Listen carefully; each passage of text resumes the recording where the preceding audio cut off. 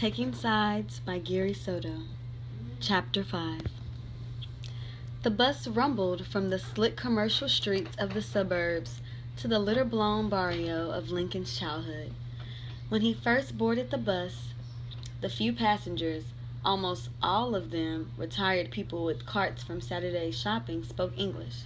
But after 20 stops, their trim houses gave way to apartment buildings and poorly kept muffler and tire shops, the bus filled with brown-faced Raza. English gave way to sing-song Spanish. Almost every woman had a child. Andale, muchacho, a mother scolded her boy affectionately as he unhooked the Pepsi cans that he had smashed onto his shoes. The boy laughed and waved goodbye to the cans as his mother yanked him onto the bus. She dropped coins into the box and took a transfer from the driver, a black man in sunglasses clear enough to show his eyes. She muttered, con permiso, as they made their way to a seat near the exit. The woman smiled at Lincoln, a gold cap gleaming on her front tooth, and said loud enough for everyone to hear, Mi hijo es un diablito. My son's a little devil. She patted her lap, and the boy leaped onto it. The boy turned and smiled at Lincoln, who nearly jumped because the boy's front teeth were gone. He reminded Lincoln of himself when Tony had kicked his front teeth out going down the slide. Lincoln thought of Tony. He had called early that morning, while Lincoln was still in bed, curled into the warmth of his blankets. Tony's voice had seemed urgent. Link, you gotta get down here, he had said. What's up? I can't tell you why, I said. You gotta see for yourself. You owe me $2, Tony. Remember the Niners game? Yeah, I'll pay you, but you gotta check this out. So Lincoln had boarded a nearly empty bus that slowly filled with brown people while his mother had breakfast with Roy.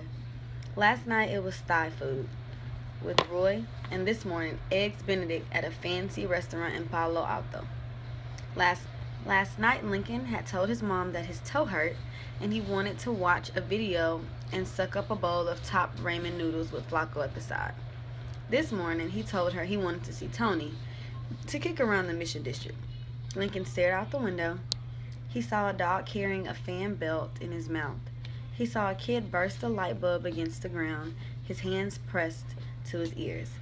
He saw a man with a shopping cart, brimming with crushed aluminum cans.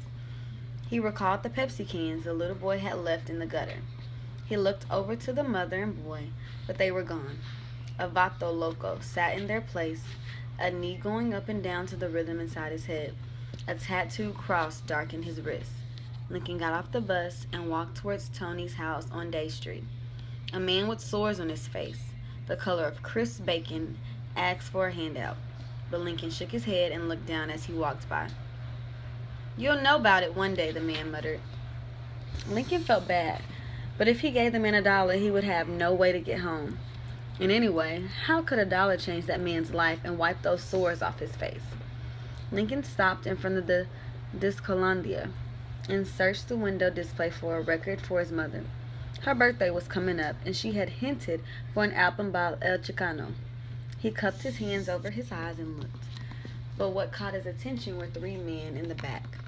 They were playing cards, poker, Lincoln figured. The tips of their cigarettes glowed. Lincoln stepped back and looked at his watch. It was 9:30. He continued walking in the direction of Tony's house. He was happy to be in the old neighborhood. Tony answered the door on the first knock. He was dressed in sweats with gym shorts on the outside. His sweatshirt had a champion spark plug on the front, and his Giants baseball cap was turned backwards. Link, no hables fuerte. Don't talk so loud. Mom's on the phone.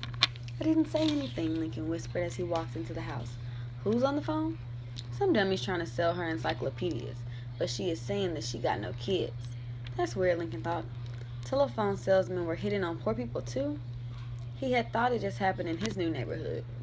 They tiptoed down the narrow hallway, the wooden floor squeaking.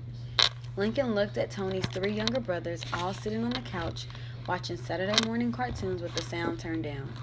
They waved to Lincoln and smiled so that the red licorice whips they were chomping on showed between their teeth. The littlest one put on a finger to his lips and said loudly, Link, don't make no noise. Mom's on the phone. Everyone hushed him, and his hand went over his mouth as he muffled a giggle. Why don't your mom just hang up? Lincoln asked. Mom's too nice. She should tell the guy to get lost. The two of them went into the kitchen where Tony's mother was ironing a shirt and saying into the telephone, "I got a lot of books, young man. And the library is down the street, not far. It's open all the time." Her hair was pulled with blue curlers and her forehead was smeared with white beauty cream. He had known Mrs. Contreras as long as he could remember, before he could count to 10 and tie his shoelaces, before he could pedal his bike without training wheels, before his father left and took a job in another town. She looked up and her eyes sparkled at Lincoln. She blew him a kiss with her fingertips and said into the telephone, "I gotta go, but nice books. You're nice, too." She placed the receiver down and her face broadened with a smile. "Ay, mijo, que grande te has puesto." "How tall has you gotten?" "What are you eating at home?" she said. And she patted the curls on top of her head. "Que guapo estas." "How handsome you are." "How's your mother? She never calls her nothing." She turned off the iron and gave him un abrazo that nearly took his breath away and popped out his eyeballs. "Hello, Mrs. Contreras," he said. He wiped his cheek where some of her beauty cream had rubbed off on him. "Hello yourself. Mi hombrecito. Look, you're taller than Tony." "Mama, he was always taller," Tony said. He picked up an apple from the table and bit into it. "Pues no. When you two were little babies, you were taller." "Really?" Tony responded. "I stretched you both out on the grass one day. Tu estaba más grande y más gordo." "You were bigger and fatter." "On the grass?" Tony asked. "Sí. Hacía calor y you babies were sweating and crying. I put you on the grass and turned the hose on you." "The hose?" they both asked, nearly screaming. "To cool you babies." Tony gagged on a mouthful of apples. He glanced at Lincoln with a look that said, "Que loca." "Mijo, ¿tienes hambre?" she asked Lincoln as she folded the ironing board and leaned it against the wall. "No, I'm not hungry. But can I have a glass of water?" "Claro," she said, feeling her curlers. She started toward the faucet but stopped. "No, les voy a hacer una limonada." While Mrs. Contreras swirled lemonade from the can into a picture painted with the faces of San Francisco giants, Tony pulled Lincoln into his messy bedroom. A pile of clothes lay in the corner, dark with dirt and streaks of grass stains. A cracked Raiders football helmet was propped on a bedpost.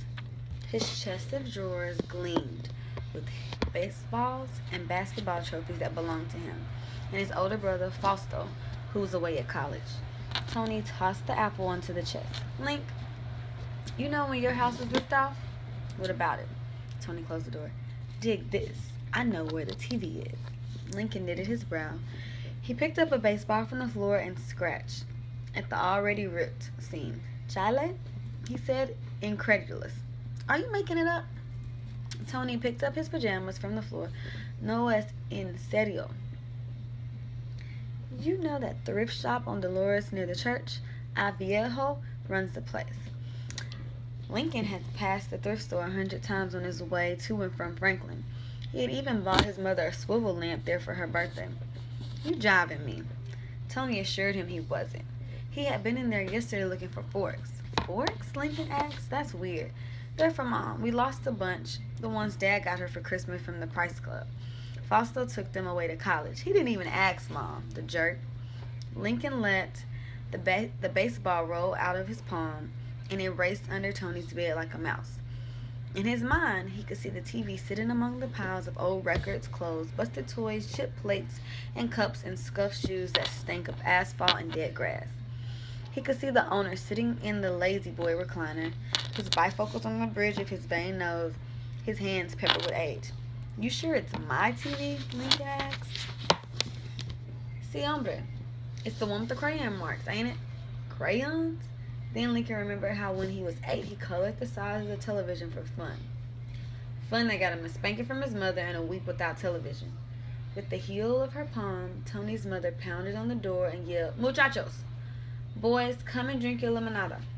"And I fixed us some popcorn." "Bueno, Mama," Tony said. They left the bedroom thinking of the TV. After a glass of lemonade with ice cubes, some fistfuls of popcorn, and some talk with Tony's mother, who propped her large dimpled elbows on the table, the two of them put on their jackets and headed for the thrift shop. Lincoln had to see for himself.